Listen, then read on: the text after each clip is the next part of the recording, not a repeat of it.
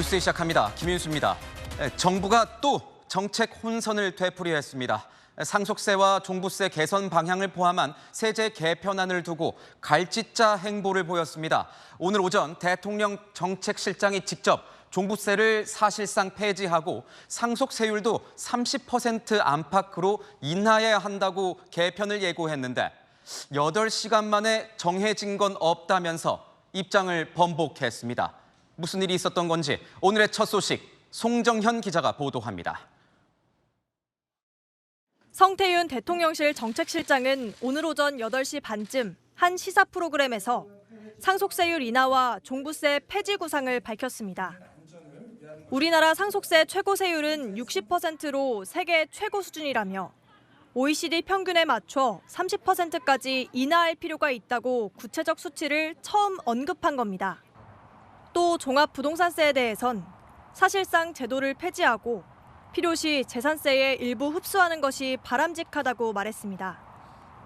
앞서 정부는 상속세 완화 등을 위해 다음 달까지 다양한 의견 수렴을 거치겠다고 했습니다. 의견이 좁혀지면 가능하면 세법 개정안 발표 전까지 세법 개정안에 담겠습니다. 성 실장의 발언에 대한 보도가 쏟아지고 약 8시간 후 상황이 달라졌습니다. 대통령실은 오후 4시 57분 낸 공식 입장을 통해 종부세 폐지와 상속세 최고세율 인하 방안은 여러 대안 중 하나라며 구체적인 개편 방안은 7월 이후 결정하겠다고 밝힌 겁니다. 상속세, 종부세 완화에 대한 공감대는 있지만 성 실장이 제시한 수치로 갈 경우 세수 부족 문제가 발생할 수 있어 정부가 우려를 제기한 것으로 알려졌습니다. 구체적인 내용들은 우리 정책위에서 그리고 정부와 협의하면서 추진해 나가겠습니다. 이어지는 정책 혼선에 정부에 대한 국민들의 신뢰도 흔들리고 있습니다. 채널A 뉴스 송정현입니다. 윤석열 정부의 정책 혼선은 이번이 처음이 아닙니다. 해외 직구 규제부터 공매도 혼선까지 엇박자가 잇따르고 있습니다. 정부에 대한 신뢰가 추락하는 건 아닌지 우려의 목소리가 큽니다. 이어서 광민경 기자입니다. 정부는 지난달 국내 안전인증인 KC인증이 없는 제품의 해외 직구를 금지한다고 밝혔다가 사흘 만에 철회했습니다. 사전에 해외 직구를 차단한다, 이거 금지한다, 이거는 현실적으로 가능한 얘기가 아니고요. 국민 여러분께 혼선을 끼쳐드려서 대단히 죄송하다는 말씀. 싼 물건을 찾는 소비자 선택권을 과도하게 제한한다는 비판이 쏟아지자 입장을 바꾼 겁니다. 지난달 22일에는 이복현 금융감독원장이 언급한 6월 공매도 일부 재개 가능성을 대통령실이 정면 부인했습니다. 그러니까 제 개인적인 욕심 내지는 계획은 6월 달에 재개를 하면 하는 거고 재개를 하더라도 예를 들어 일부만 재개할 수도 있는 거고. 대통령실 고위 관계자는 당시 불법 공매도 문제를 해소하고 투자자가 신뢰할 시스템이 갖춰질 때까지 공매도는 재개하지 않는다고 밝혔습니다.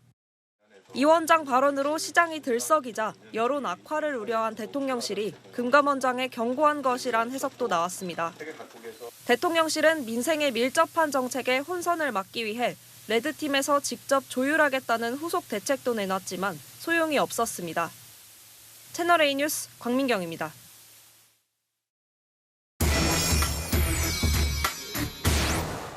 아는 기자 시작하겠습니다. 대통령실 출입하고 있는 정치부 조영민 기자 나와 있습니다. 자, 조 기자. 네. 오전에 대통령 정책실장이 이 구체적인 수치까지 언급을 하면서 이 상속세율 이하를 언급했었습니다. 그런데 오후에 분위기가 좀 달라진 것 같습니다. 정리를 좀 해보면요. 이 성태윤 정책실장의 오늘 아침 방송 인터뷰의 핵심은 크게 두 가지였습니다. 상속세 최대 30%까지 일단 인하하는 것이 필요하지 않나, 또 종합부동산세 폐지를 포함한 개편, 이렇게 두 가지를 상당히 명시적으로 말한 겁니다. 대통령의 정책 수장이 구체적 수치까지 언급하니 대통령실 공식 입장이라고 받아들여졌는데 약 8시간 뒤 이런 입장문이 다시 나옵니다. 종부세 사실상 폐지, 또 최고세율 인하 여러 검토하는 안 중 하나다. 종부세 상속세 개편은 7월 이후에 결정할 거다라면서 수위가 조절된 겁니다. 아하. 대통령실의 입장문에 나오는 이 표현, 여러 검토하는 안 중에 하나다. 이 말은 곧 아직은 결정되기 없다. 뭐 이런 말과 똑같지 않겠습니까? 도대체 무슨 일이 있었던 겁니까? 정책실장이란 이 직급에서 구체적인 수치까지 던지면서 방송에 나와 발언을 하면 그건 대통령실 내에서 어느 정도 무르익고 또 정리가 된 정책 추진으로 보는 게 통상적인 판단입니다. 그런데 저희가 오늘 정책실장이 언급했던 이 구체적 수치들과 또 정책들을 들고 대통령실 또 정부 측 이 경제 라인의 문의를 좀 해보면 묘한 온도차가 좀 느껴진 것도 사실입니다. 모든 세금은 세수 증감 규모, 국민 세 부담의 변화, 지방 재정에 미치는 영향을 고루 봐야 한다라거나 결정된 것도 없고 보고받은 것도 없다 등의 말들이 나왔습니다. 그래서 이게 또 정책 혼선 아니냐 뭐 이런 이야기가 나오는 것 아니겠습니까? 맞습니다. 내부적으로는 정책실장이 언급한 이 세제 개편의 방향성에는 큰 틀의 공감대가 있는 게 사실입니다. 다만 이 상속세 30% 등 구체적인 수치들에 있어서 이 경제 라인 내부에서 이견이 있는 것 같다는 이야기도 나옵니다. 이미 윤석열 정부 내에서 세수 감소에 대한 지적들이 이어져 왔었죠. 지난 4월까지 나라 살림살이 적자가 64조 원을 기록해 역대 최고 수준인데 세수가 줄어드는 게 정부 입장에선 고민이기도 한 겁니다. 부자 감세 논란도 돌파해야 하고요. 정부 일각에선 특히 종부세의 경우 지방재정과 직결된 부분인 만큼 구체적인 세율 수치를 언급할 정도로 논의가 무르익지는 않았다고 본 것도 사실입니다. 이 때문에 내부에서는 교수 출신의 정책실장 또 기재부 중심의 이 관료 출신 경제 라인 사이에 묘한 긴장감이 그대로 노출됐다는 이야기를 하는 사람들도 있었습니다. 당장 뭐 정책 혼선이라는 비판이 나오고 있는 것 같은데 대통령실 안에서는 이에 대한 뭐 입장 같은 게 있습니까? 이 대통령실 이 정책 혼선으로 비춰지는 것을 경계하면서 선을 긋는 분위기였습니다. 대통령실 고위 관계자는 정책 혼선이라는 지적에 선을 그으면서 입법 사안도 있는 만큼 너무 앞서 나갈 수 있는 부분에 대해서 명확히 좀 정리를 한 것일 뿐 혼선으로 보는 것은 좀 과하다 이렇게 반박을 했습니다. 정책실장 입장에서 방향성을 조금 구체적으로 말했을 뿐이고 향후 법 개정 등 넘어야 할 절차들이 많은데 너무 앞선 신호를 줄 수 있는 부분에 대해서 명확히 좀 정리를 한 것뿐이라는 겁니다. 다만 이 정책실장은 정책 추진 분야에 있어 용산 대통령실의 거의 최고 정점에 위치한 자리입니다. 정책실장의 발언이 몇 시간 만에 제동이 걸리는 모습이 국민들에게 어떻게 비춰질지 대통령실 스스로 좀 유념해야 할 부분이 아닌가 싶습니다. 네, 잘 들었습니다. 지금까지 아는 기자였습니다. 언론은 검찰의 애완견이다. 이재명 민주당 대표가 이 논란의 발언을 한 이후 그 후폭풍이 거셉니다. 친명계 초선 의원들이 이 발언을 공개적으로 두둔하는 과정에서 더 거친 막말들이 쏟아져 나오고 있습니다. 당장 정치권에선 이재명의 호위 무사들이 오물과 같이 지저분한 말을 퍼붓고 있다는 지적이 나오고 있습니다. 우현기 기자입니다. 여러분들은 진실을 보도하기는커녕 마치 검찰의 애완견처럼 주는 정보 받아서 열심히 왜곡 조작하고 있지 않습니까? 이런 여러분들은 왜 보호받아야 합니까? 이재명 민주당 대표가 언론을 검찰의 애완견에 빗댄 발언을 두고 친명계 초선 의원들이 공개 엄호에 나섰습니다. 민주당 양문석 의원은 왜 격조 높게 애완견이라고 해서 비난받는지 모를 일이라며 검찰의 애완견 표현은 애완견에 대한 지독한 모독, 쓰레기, 발작 등 원색적인 비난을 쏟아냈습니다. 언론인 출신 민주당 노종면 원내대변인도 애완견이라 했다고 언론 비하 망언 따위 반응이 나올 일이 아니다고 가세했습니다. 이에 국민의힘은 이재명 대표 방탄을 위해 호위무사들이 나서 오물과 같은 말을 퍼붓는다고 비판했습니다. 민주당이 사법부에서 뺨 맞고 언론계에 눈을 흘리고 있다는 건 확실한 것 같습니다. 지난 총선 기간 불거진 양문석 의원의 불법 대출 의혹도 정조준하며 숱한 논란에도 국회에 입성시켜준 당대표를 위한 맹활약이라고도 지적했습니다. 그러면서 지금이라도 통렬히 반성하고 사과하라고 했습니다. 채널A 뉴스 우현기입니다. 국민의힘 전당대회 후보 등록일을 일주일 정도 앞두고 당권 주자들의 발걸음이 바빠지고 있습니다. 이번 주부터 당대표 출마 러시가 본격화될 것으로 보입니다. 홍지은 기자입니다. 국민의힘 예비 당권주자들의 움직임이 빨라지고 있습니다. 나경원 의원은 측근들에게 의견을 물으며 막판 출마를 고심 중입니다. 나 의원은 채널A와 통화해서 많은 생각 중이라며 이번 주에는 결정할 것이라고 했습니다. 당의 미래, 국가의 미래를 좀 생각을 해보는데요. 그런 큰 그림 속에서 제가 어떤 역할을 하는 것이 과연 우리 당과 국가에 도움이 될까 이런 고민을 하고 있습니다. 세미나를 통해 원내외 인사들과 접점을 늘려온 윤상현 의원. 조만간 입장 발표가 있을 것이라고 전했습니다. 당 내부에 이 어떤 개파가 있다면 개파를 누가 통합해서 하나로 승리할 수 있는 당으로 만들어서 우리 당을 정말로 최고의 정당으로 만들 수 있는가. 원외 비운계 주자인 유승민 전 의원도 출마 여부를 고심 중입니다. 한동훈 전 비대위원장은 출마 결심을 굳히고 당내 세력화에 나섰고 후보 등록 공고가 나오는 이번 주 후반쯤 출마 선언할 예정입니다. 한 전 위원장 측은 지금도 러닝메이트를 물색 중이라며 초재선뿐 아니라 원외 인사들을 다양하게 만나고 있다고 전했습니다. 한 전 위원장 등판이 임박하자 홍준표 대구시장은 비판을 쏟아냈습니다. 총선을 망친 주범들이 당권을 노린다면서 이재명에게 나라를 갖다 바친 거 아니냐고 썼습니다. 박용찬 영등포을 당협위원장은 내일 첫 최고위원 출마 선언에 나서고 김준호 노원을 당협위원장도 청년 최고위원 출마를 고려 중입니다. 채널A 뉴스 홍지은입니다.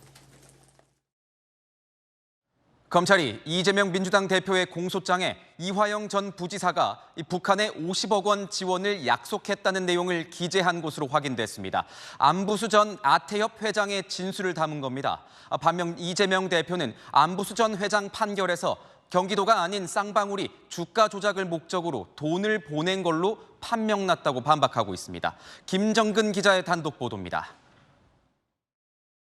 이재명 더불어민주당 대표는 지난 14일 법원에 출석해 쌍방울 대북 송금 사건에 모순이 있다고 주장했습니다. 안부수 회장에 대한 판결은 북한에 송금한 800만 불이 쌍방울 그룹의 대북 사업, 주가 부양을 위한 대북 사업의 대가다. 이런 점이 왜 발생했나를 최소한 보도해야 되지 않습니까?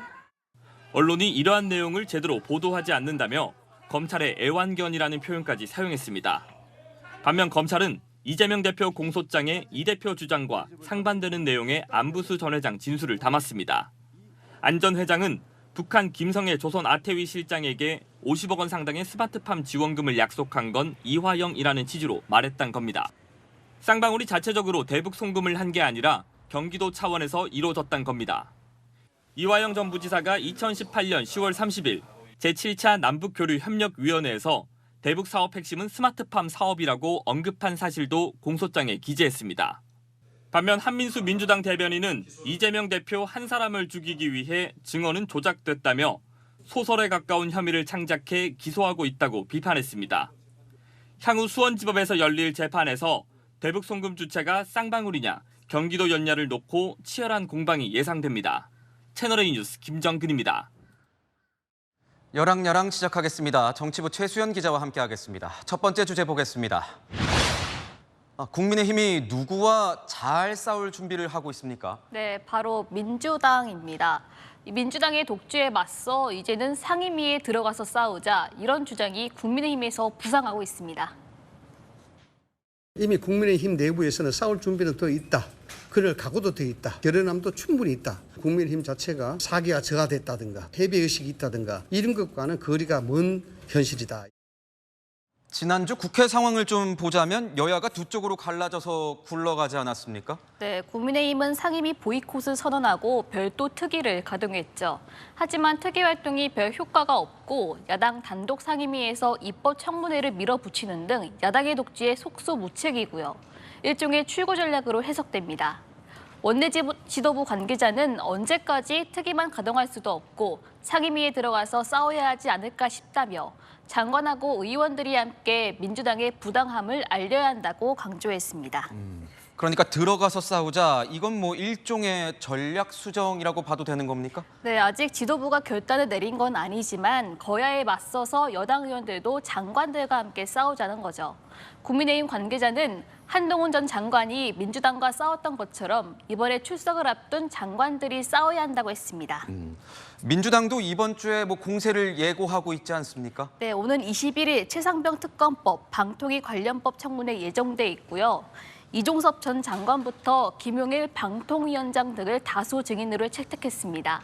안 오면 고발도 하고 탄핵 사유도 된다고 으름장도 놓았습니다. 고작 그런 무늬만 국회에서 흉내나 내면서 국민의 세비를 받아갈 작정입니까? 잠시 정체했던 국회는 17일 다시 정시 출발하고자 합니다. 네, 민주당은 늦어도 이번 주 내에는 원구성을 마무리한다. 남은 7개 상임위도 다 가져오겠다는 강경한 태도입니다. 국민의힘 이번 주 중에는 결단을 내릴 것으로 보입니다. 네, 두 번째 주제 살펴보겠습니다. 법사위 대리전, 이건 무슨 말입니까? 네, 민주당과 조국혁신당의 미묘한 관계가 법사위 회의장에서 포착됐습니다. 비교섭단체 한 명의 위원 몫에 대한 제2소위 배정을 제고해 주시고 제1소위에 배정해 주실 것을 위원장님께 마지막으로 요청드립니다. 저와 대화를 충분히 나누었다고 저는 생각을 했습니다. 그리고 양해한 것으로 저는 인식을 했는데 꼭 표결을 해야 되겠습니까?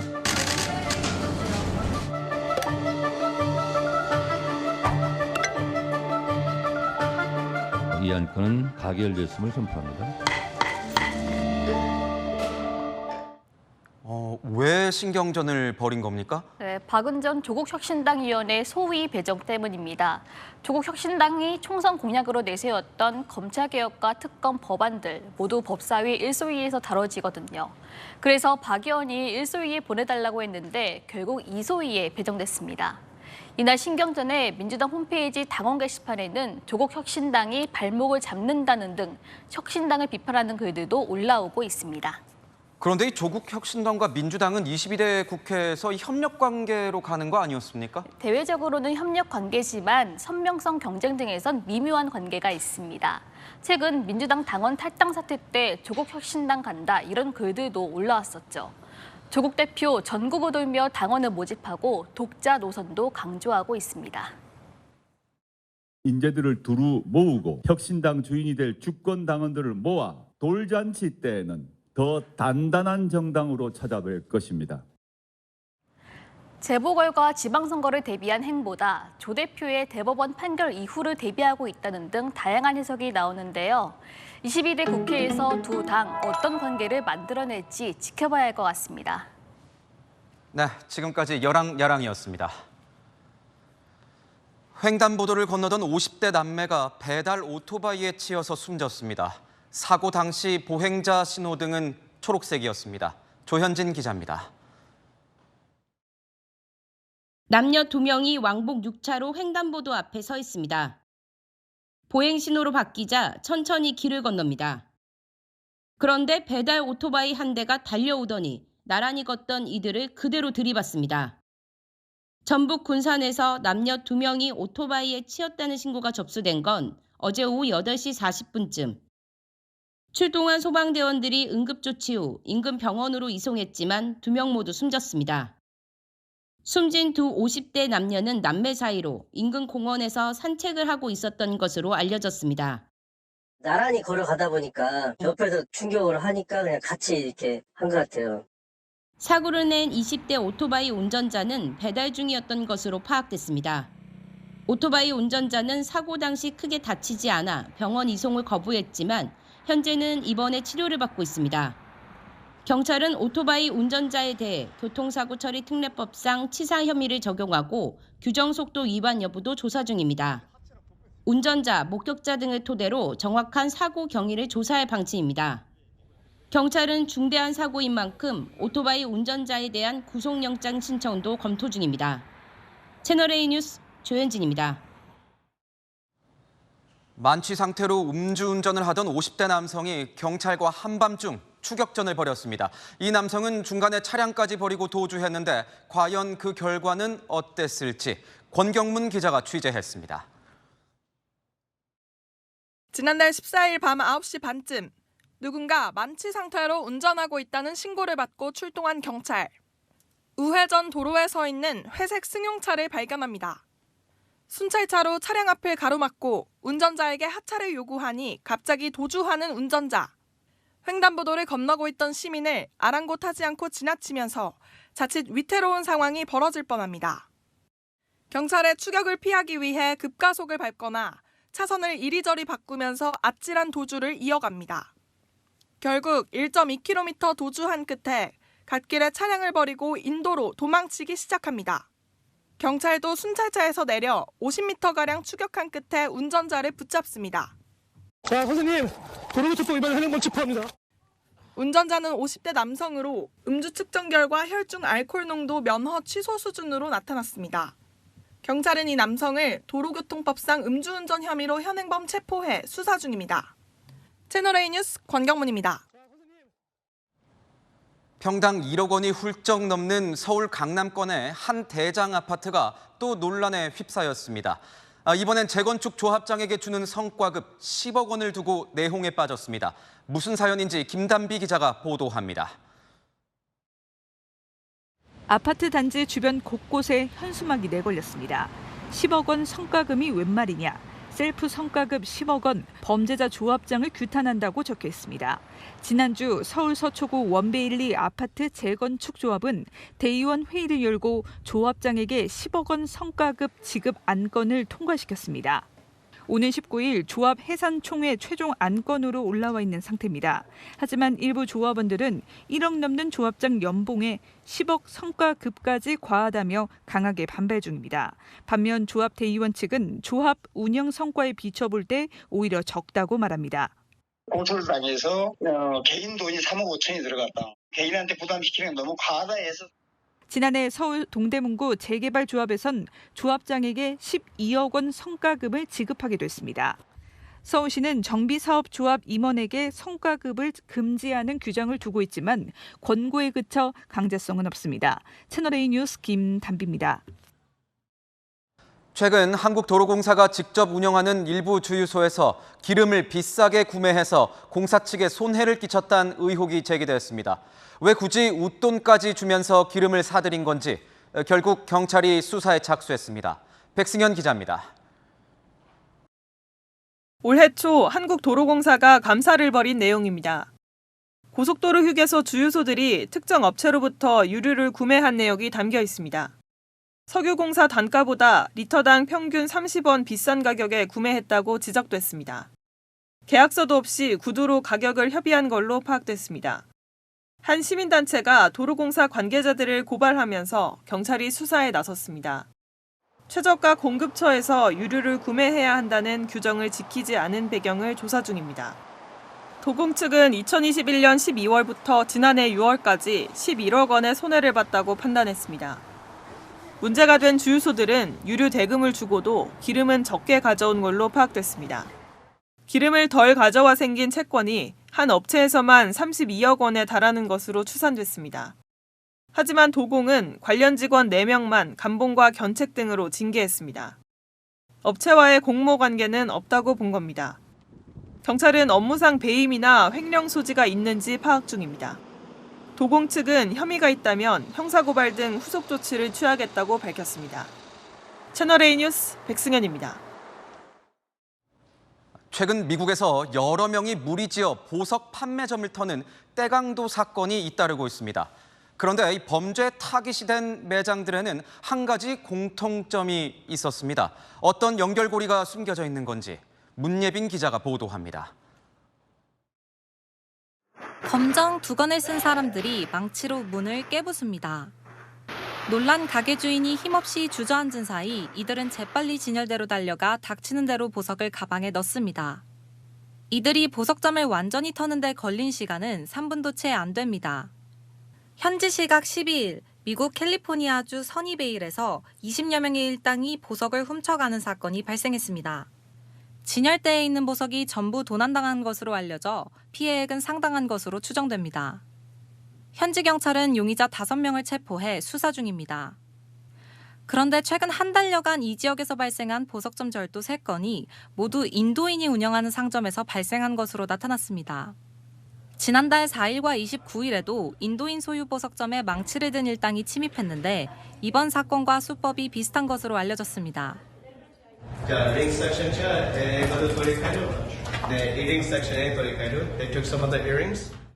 피해를 당한 주인 중 한 명은 현지 매체와의 인터뷰에서 25년간 운영하면서 처음 있는 일이라고 밝혔습니다.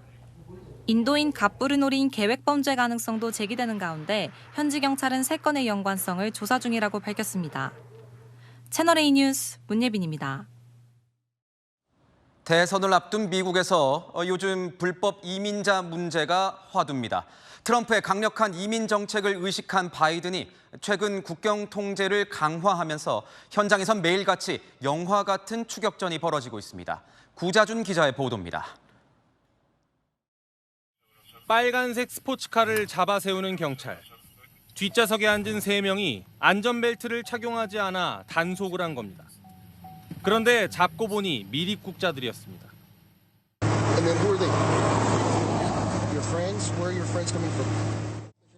제대로 대답을 하지 못하는 운전자는 결국 체포됐습니다. 그런데 끝이 아니었습니다.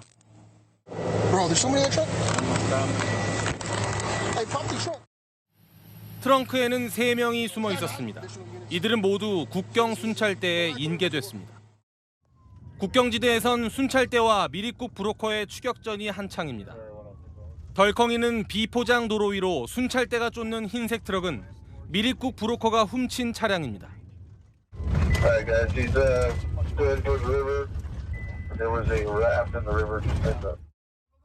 강가에 도착한 브로커는 트럭을 버리고 미리 준비해둔 뗏목을 타고 멕시코로 도주했습니다. 경찰은 드론과 경찰견까지 동원해 덤불에 숨어있던 미립국자들을 추가로 체포했습니다. We have made well over 100 arrests over the course of the last year since we started this operation. 미국 불법 이민 문제는 11월 대선을 앞두고 유권자 지지를 가를 최대 쟁점으로 떠올랐습니다. 조 바이든 미국 대통령은 불법 이주민들의 망명을 금지하겠다고 밝혔고 도널드 트럼프 전 대통령은 보여주기식 공약이라며 비판했습니다. 채널A 뉴스 구자준입니다. 전기 공급이 여의치 않아서 밤만 되면 암흑천지가 되는 곳, 바로 북한입니다. 이렇게 전력난에 허덕이는 와중에 북한에도 전기차가 있다면 믿으시겠습니까? 최근 북한이 홍보하고 나선 전기차의 정체, 김민곤 기자가 취재했습니다. 검은색 승용차 한 대가 빗길을 빠르게 내달립니다. 마두산 전기자동차라는 이름이 선명히 보이고 최대 주행거리는 720km에 이른다고 광고합니다. 해외의 유력한 전기자동차 판매 회사와 수입과 판매를 활발히 진행한다는 문구도 명시돼 있습니다. 친북단체로 추정되는 한 동영상 채널에 최근 게시된 북한 업체 마두산 경제연합회 홍보 영상입니다. 마두산 경제연합회는 신의주 일대 개발권을 갖고 광산 개발부터 귀금속 가공뿐 아니라 자동차 수입 판매 등의 사업도 하는 것으로 나타났습니다. 차의 외형과 LED 등이 중국의 전기차 브랜드인 비아디의 한과 비슷한 것으로 나타나 이를 수입해 판매할 가능성이 제기됩니다. 해외 기업이 북한 내에서 사업을 벌이는 것은 대북제재 위반인데다가 북한 스스로 전력난이 심각하다고 하는 상황이어서 실제 상용화는 쉽지 않아 보입니다. 나라의 전기를 절약하기 위한 사업들이 활발히 벌어지고 있는 속에 긴장한 전력 문제를 푸는 데 중점을 두고 전문가들은 이번 영상이 체제 선전용이라고 분석합니다. 과장되어 있는 그런 측면이 있긴 한데 이런 방향으로 우리가 나아가겠다는 것을 홍보하기 위해서라도 그런 동영상을 만들었을 가능성이 있는 거예요. 김정은 정권 들어 전기차에 대한 관심이 높아진 만큼 현재 일부 관광지에서는 제한적으로 남아 소형 전기카트들이 운영되고 있는 것으로 전해집니다. 채널A 뉴스 김민곤입니다. 중국으로 반환된 판다 푸바오 관람이 잠시 중단되는 소동이 벌어졌습니다. 관람객이 떨어뜨린 물건 때문인데 푸바오의 안전 대책을 강화하라는 지적이 쏟아지고 있습니다. 박자은 기자의 보도입니다. 좁은 수로에 내려온 푸바오가 갑자기 무언가를 손에 움켜쥐더니 이내 입에 넣습니다. 관람객들은 그저 신기해할 뿐 아무도 말릴 수가 없습니다. 입에 문 채 방사장 근처로 간 푸바오는 물고 씹기를 반복합니다. 어제 오전 중국 쓰촨성 청주시 외곽에 있는 푸바오 야외 방사장에서 벌어진 일입니다. 정체불명의 물체는 관광객 중 한 명이 실수로 떨어뜨린 카메라 렌즈 부품이었습니다. 푸바오의 행동을 본 기지 측은 물체를 즉시 수거하고 푸바오를 내부 방사장으로 데려갔습니다.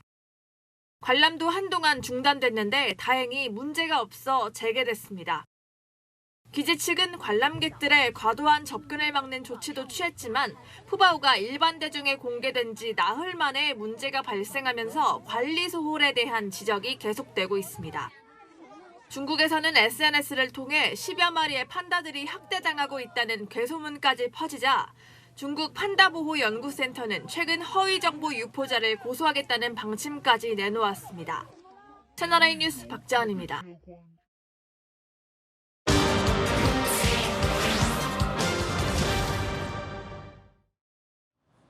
최근 북한이 오물 풍선을 연이어 살포하면서 한반도의 긴장감이 고조되고 있습니다. 그런데 이 풍선, 그 수준이 아무리 조악하다고 해도 결코 얕잡아 봐선 안 됩니다. 최첨단 기술이 탑재된 군사용 풍선은 21세기 전장에서 게임 체인저로서의 위력을 발휘 중입니다. 세계를 보다 권갑구 기자입니다. 팔레스타인 가자 지구 상공에 알록달록한 풍선들이 올라갑니다. 자세히 보니 풍선 끝에 사제폭탄이 달려 있습니다. 이들은 이스라엘 남부에 떨어져 들판에 불을 일으켰습니다. 팔레스타인 무장정파 하마스가 이스라엘 공격을 위해 날린 이른바 물풍선입니다. 폭발 장치가 터지면서 불이 발생하고 풍선 속 불이 잘 붙는 물질들에 불이 붙어 화재를 일으키는 원리인 겁니다. This thing is up in the sky, and I have no idea what it is. 지난해 미국, 캐나다 상공에는 중국이 보낸 이른바 정찰 풍선이 포착돼 발칵 뒤집혔습니다. 풍선에 설치된 카메라와 레이더 등 첨단 통신 장비들이 주요 시설들을 촬영하고 풍선 아래 설치된 태양광 패널이 전력을 공급하는 원리입니다. 미 정부는 이 풍선이 최고 상공 37,000m까지 도달할 수 있다며 중국의 무단 정보 수집을 규탄하는 성명을 내기도 했습니다. The balloon has violated U.S. airspace and international law. Which is unacceptable, and so we've conveyed this directly to the PRC. 각국은 더 많은 정보를 수집하거나 더욱 정밀하게 공격하기 위해 다양한 비행 물체를 날려보내고 있습니다. 항공기나 위성보다 레이더망에 잘 잡히지 않고 방공망에 식별되더라도 새 같은 동물로 오인될 수 있어 군사적으로 장점이 뚜렷하기 때문입니다. High altitude balloons are low cost and rapidly deployable compared to aircraft or satellites. 미국도 우리 돈 약 2,400여억 원을 들여 정찰 풍선을 만들어 최근 군사훈련 용감한 방패에 동원하기도 했습니다. 전자기장 센서와 라디오 신호 장비로 주변 정보를 수집해 전송하고 기계학습을 통해 자동으로 바람 방향을 예측해 원하는 지점을 공략합니다. 우크라이나는 위성 항법 장치 GPS가 장착돼 목표 위치에서 자동으로 터지는 풍선을 개발해 러시아에 보냈고 이스라엘은 이란 공격 대비를 위해 레이더 장치와 카메라를 장착한 고성능 풍선을 만들기도 했습니다. 군사용 풍선이 고도화하는 만큼 그 위협성을 무시하거나 경계를 늦춰선 안 된다는 지적이 나옵니다. 세계를 보다 권갑구입니다. 윤석열 대통령이 5박 7일간 중앙아시아 3개국 국빈 방문 일정을 마치고 귀국했습니다. 이번 방문에 동행한 조태열 외교부 장관에게 이번 순방의 성과와 외교 현안에 대해서 들어보도록 하겠습니다. 어서 오십시오. 네, 안녕하십니까? 네. 오늘 귀국하신 겁니까? 새벽에 귀국했습니다. 네. 이번 중앙아시아 3개국 순방 과정에서 우리 정부가 얻은 성과 뭐가 있겠습니까? 무엇보다도 그 순방에 앞서서 우리 정부가 발표한 한 중앙아시아 K 실크로드 구상에 대해서 3개국 정부로부터 확고한 지지 약속을 받았고요. 또 이어서 내년 내외 한 중앙아시아 정상회의를 저희들이 개최하기로 했는데 거기에 대한 지지도 확보를 했습니다. 근데 지난번 하나아프리카 정상회의와 마찬가지로 한 나라가 대륙 전체를 상대로 하거나 어떤 지역 전체를 상대로 정상회의를 주최하는 것은 드문 케이스입니다. 미국이나 중국, 일본, 유럽의 몇 나라 정도만 하고 있는데 우리나라가 이제 그런 반열에 올라선 것이고 그것은 중앙아시아 국가들이 우리나라를 얼마나 중요하게 여기는지 그 파트너십이 얼마나 공고한지 그걸 보여주는 거라고 생각을 합니다. 더군다나 이번에 방문한 그 세 나라는 정부 지도자들이 모든 정책 결정을 직접 할 만큼 굉장히 그립이 강한 분들이기 때문에 네. 정상 간의 그런 어떤 신뢰와 유대를 쌓는 것이 굉장히 중요하고 그런 측면에서 이번에 여러 가지 실질적인 협력 성과 사업을 발굴해서 합의를 했는데 예를 들면은 에너지 플랜트 분야에서 세 나라가 그 여러 가지 협력 사업을 많이 갖고 있는데 투르크메니스탄 같은 경우는 세계 4대 가스 매장량을 갖고 있는 국가입니다. 네. 그래서 가스 석유화학 분야에서 10여 년 만에 처음으로 수주의 기반을 마련을 했고 또 비료 플랜트 분야에 또 수주하는 걸 우리가 지원할 수 있는 그런 기반을 만들었는데 총 한 60억 수주, 60억 불 정도의 추가 수주를 얻었고요. 네. 그다음에 카자흐스탄은 원소 주기율표에 나오는 모든 핵심 광물을 다 갖고 있는 나라입니다. 그만큼 자원 부국인데 여러 가지 그런 그 플랜트랑 여러 가지 핵심 광물, 특히 리튬 같은 중요한 광물에 있어서는 공동 탐사에서부터 가공 재래내기까지 전 주기에 걸쳐서 우리가 우리 기업들이 참여할 수 있는 그런 기반을 만들었고. 그렇군요. 예. 지금 보니까 장관님 말씀 들어보면은 우리 정부가 이번에 대통령 국빈 방문을 하면서 이 현지에서 뭐 자원, 광물 관련된 여러 가지 MOU 관계를 맺으면서 중앙아시아와 이 돈독한 관계를 맺는 어떤 계기가 된 것 같은데 현안에 대해서도 좀 여쭤봐야 될 것 같습니다. 요즘 보면 한반도가 굉장히 경랑에 휩싸여 있는 이런 상태인데 보면 푸틴 대통령이 러시아 대통령이 방북이 임박했다 뭐 이런 얘기가 들려오고 있습니다. 밀착 행보를 보일 것 같다 뭐 이런 얘기도 나오고 있는데 우리 정부 뭐 우리 외교 당국의 어떤 대응 입장 같은 게 있습니까? 러시아하고 북한이 밀착하고 있는 것은 우크라이나 전쟁에서 러시아가 북한의 미사일이나 탄약 지원을 받을 수밖에 없는 그런 상황이 됐었기 때문에 필요에 의해서 그렇게 된 측면이 많고 또 그에 대한 반대급부로 러시아가 북한에 대해서 정치, 군사, 경제적인 지원을 해오지 않았습니까? 그런 서로의 어떤 필요에 의해서 밀착된 측면이 있는데 그런 이유 연유에서 아마 푸틴 대통령의 방북도 이루어지는 것을 같은데 그러한 협력이 장기적이고 전략적인 그런 협력 관계를 이어갈 것인지 아니면 필요에 의한 일시적인 그런 전술적인 협력에 그칠 것인지는 좀 두고 봐야 되겠습니다만 저희는 뭐 하여간 한반도의 평화 안정에 저해되는 방향으로 논의가 이루어져서는 안 된다는 입장을 분명히 했고 네. 또 그러한 경고성 메시지를 러시아 측에 분명히 전달했고요. 이번 방문 결과로 어떠한 구체적인 합의가 이루어질지는 두고 봐야 되겠습니다만 그 결과에 따라서 우리가 필요한 대응 조치를 취할 것입니다. 네, 러시아에 이미 사전에 강력한 경고 메시지를 보냈다 이렇게 말씀을 주셨는데 북한 얘기도 좀 해봐야 될 것 같습니다. 북한이 오물풍선 살포를 하면서 복합적인 도발을 하고 있는 이런 상황입니다. 외교적으로 북한을 압박하거나 뭐 대응할 만한 이런 대책 같은 게 외교부에서 가지고 계십니까? 북한의 그런 오물 살포 행위 같은 그런 비상식적이고 비문명적인 조치에 대해서는 우리가 이미 그동안에 감내할 수 없는 그런 대응 조치를 취하겠다는 걸 분명히 했고 이어서 9.19 군사합의 효력 정지를 했고 또 확성기 방송을 제기하지 않았습니까? 굉장히 단호하면서도 우리는 절제된 대응을 했다고 생각을 하고 이에 대해서 미국, 일본 등 주요 국가와 국제사회에서 지지 입장을 표명했고요. 어저께는 G7 정상회의에서 공동성명을 발표해서 북한의 이러한 도발 행위에 대해서 강력히 규탄을 해왔습니다. 그래서 국제사회에 이러한 강력한 우리 지지 입장이 있기 때문에 긴밀한 공조하에 그런 위협 행위를 중단시키도록 촉구해 나갈 것이고 또 앞으로 북한이 어떻게 하느냐에 따라서 우리의 대응 조치 수위가 달라질 것입니다. 네. 확성기 방송을 재개할지 아니면 그보다 더한 어떤 대응 조치를 취할지는 전적으로 북한의 태도에 달려 있습니다. 한중 관계도 굉장히 궁금합니다. 다음 주가 보니까 빅 이슈가 많습니다. 다음 주에 한중 외교안보 대화가 예정이 되어 있는데 어떤 대화 내용이 오갈 것 같으십니까? 한중 관계는 지난 5월 초에 제가 방중을 했고 또 이어서 5월 말에 한일중 정상회의 계기에 또 한국의 윤석열 대통령과 일리창 총리 간의 회담이 있지 않았습니까? 그러한 고위급에서의 소통이 이미 재개가 됐고 그러한 전략 소통의 채널을 계속 활성화하는 것이 중요하고 지난번 그 한중 FTA 협상 수석대표 회의에 이어서 내주에는 한중 외교 안보 대화가 열리게 되는데 이것은 지난번 그 한중 정상회담에서 합의한 그런 내용에 따라서 이루어지는 것이고 이러한 전략적인 소통을 통해서 계속 협력의 모멘텀을 이어가는 것이 중요하다고 생각이 되는데 흔히들 외교 그러면은 뭐 애둘러서 얘기하는 그런 대화가 가장 중요하다고 생각하지 않습니까? 네. 저는 그렇게 생각하지 않습니다. 이견이 있고 서로 차이가 있는 부분은 솔직한 대화를 터놓고 하면서 그걸 서로 차이점을 인정을 하는 가운데 협력의 요소를 찾아가는 것. 그런 것이 중요하다고 생각이 되는데 지난번에 중국에 가서도 제가 왕이 부장하고 껄끄러운 얘기를 많이 했습니다. 아하.